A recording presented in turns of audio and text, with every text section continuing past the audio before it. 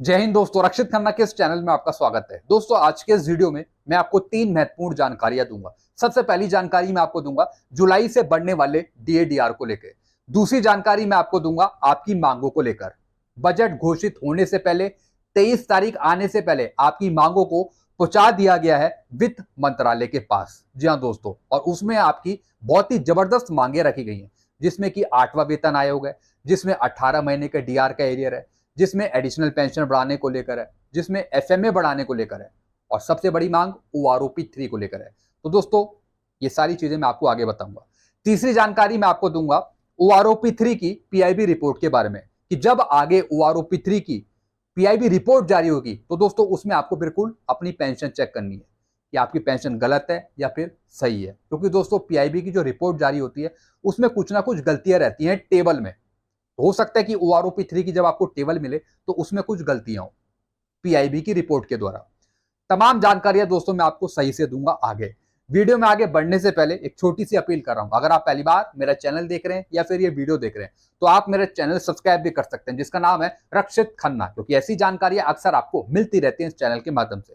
चलते हैं दोस्तों, आगे बढ़ते हैं। सबसे पहली जानकारी है जुलाई से आपका डीएडीआर कितना परसेंट होगा। दोस्तों, जुलाई से बढ़ने वाला जो आपका डीएडीआर होगा वो होगा 53%। हालांकि अभी 2 महीने के आंकड़े नहीं आए हैं, ना ही अभी मई के आंकड़े आए हैं, ना ही अभी जून के आंकड़े आए हैं। दोस्तों, मई के आंकड़े हमें मिलने थे पिछले महीने, जो अभी तक हमें नहीं मिले हैं। आज 9 जुलाई हो गई है।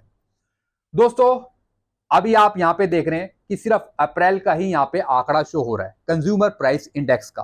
कितना? 139.4। अभी मई का आंकड़ा नहीं आया दोस्तों। जो ये हर एक महीने आंकड़े आते हैं, अगर ये नहीं आते हैं तो दोस्तों दूसरे डिपार्टमेंट पे इसका असर पड़ता है। जैसे आईआरडीआई वाले डिपार्टमेंट है, कुछ मजदूर संघ वाले डिपार्टमेंट है, उन पे असर पड़ता है अगर हर एक महीने के आंकड़े जारी नहीं होते भारत सरकार के द्वारा, लेबर ब्यूरो द्वारा। तो दोस्तों जल्दी से जल्दी ये आंकड़े जारी करने होंगे। जैसा कि फरवरी मार्च अप्रैल के आंकड़े आपको नहीं मिले थे, काफी महीने बाद देखने को मिले थे। तो दोस्तों इस बार जो मई का आंकड़ा है वो भी कहीं ना कहीं लेट हो सकता है, देरी हो सकती है। लेकिन दोस्तों उसमें भले ही लेट हो, लेकिन मैं आपको बता रहा हूं जुलाई से बढ़ने वाला आपका डीडीआर 53% होगा। 53%, क्योंकि 53 से वो आगे जा ही नहीं रहा है। महंगाई बढ़ रही है लेकिन आपका आंकड़ा नहीं बढ़ रहा दोस्तों ये दिक्कत की बात है। कोई बात नहीं दोस्तों, देखते हैं आगे क्या होता है। फिलहाल हम वेट करेंगे मई के आंकड़े का, और जो जून का आंकड़ा है वो दोस्तों मिलेगा हमें इस महीने। चलते हैं दोस्तों अगली जानकारी की तरफ। फिर दोस्तों बजट घोषित होने से पहले ही आपकी जो मांगे हैं वो पहुंचा दी गई है वित्त मंत्रालय के पास। सबसे बड़ी जो मांग है वो है दोस्तों 8वां वेतन आयोग गठित करना, उसका बजट तय करना। दोस्तों अभी 8वें वेतन आयोग पर भारत सरकार ने कोई चर्चा नहीं करी है, अभी इसकी कोई प्लानिंग नहीं करी है, लेकिन आगे चलकर वो घोषित करेगी। इसके लिए वो प्री प्लान करेगी कि किस तरीके से 8वां वेतन आयोग गठित करना है, किस तरीके से आपकी पे पेंशन बढ़ानी है।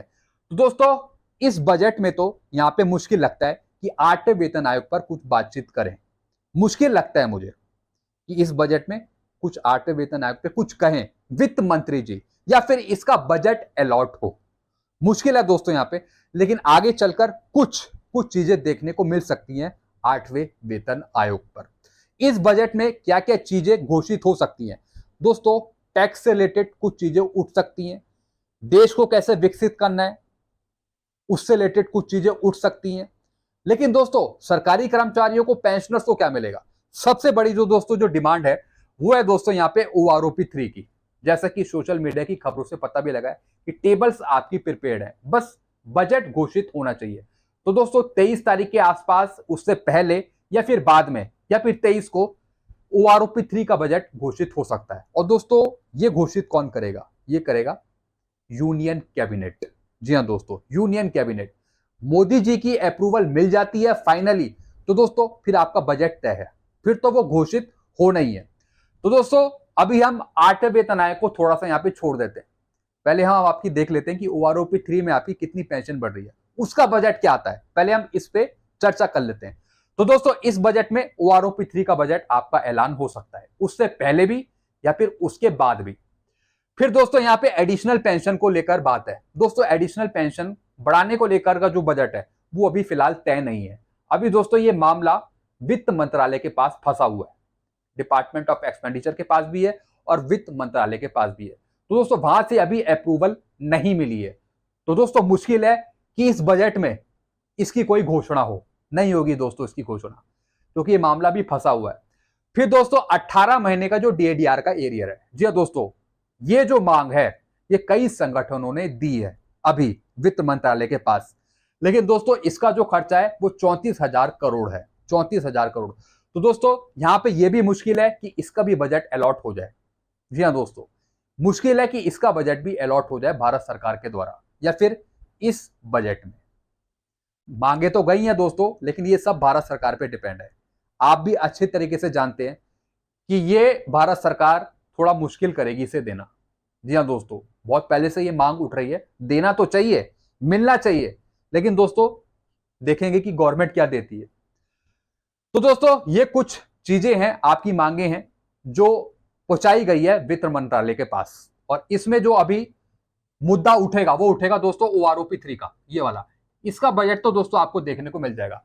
और बात रही एडिशनल पेंशन को लेकर, 18 महीने के डीएडीआर को लेकर, दोस्तों ये कभी आगे फ्यूचर में कुछ इस पे हो सकता है, अगर भारत सरकार चाहे तब। और 8 सीपीसी पे दोस्तों आगे बातचीत हो सकेगी, आगे, अभी नहीं, थोड़ा और महीनों बाद। चलते हैं दोस्तों अगली जानकारी की तरफ। फिर दोस्तों मैं बात करूंगा पीआईबी रिपोर्ट के बारे में, जो आपको ओआरओपी 3 की पीआईबी रिपोर्ट मिलेगी आगे बजट के बाद, जब कैबिनेट अप्रूवल मिल जाएगा। तो दोस्तों पीआईबी कुछ गलतियां कर सकती है आपकी टेबल्स में, जो वो दिखाएगी आपको, एक डमी दिखाएगी आपको, एक थोड़े बहुत रैंक्स दिखाएगी आपको कि आपकी इतनी पेंशन हो रही है, जैसे कि ओआरओपी 2 में किया था। दोस्तों ये है पीआईबी की रिपोर्ट और ये है ओआरओपी 2 की, जो उसने पहले निकाली थी।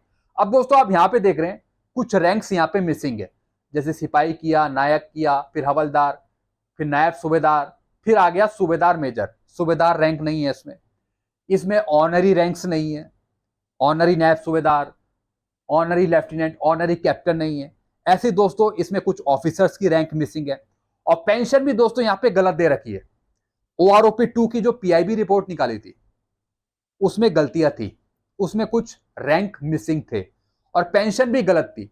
यहां पे सूबेदार मेजर की पेंशन दे रखी थी 37,600 और एक्चुअल में कितनी थी, इससे बहुत कम।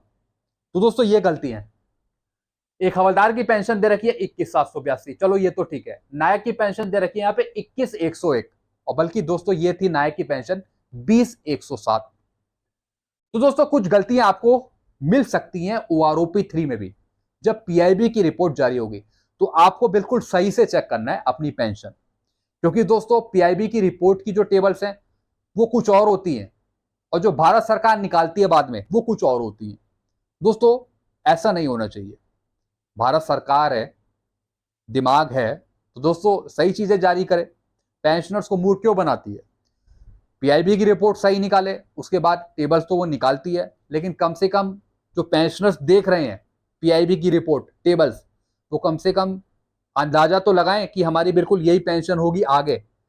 अब दोस्तों मैं आपको ओआरओपी 3 की पेंशन बता देता हूं, एक लमसम बता रहा हूं, एक एस्टिमेट बता रहा हूं, इसी टेबल में बता देता हूं।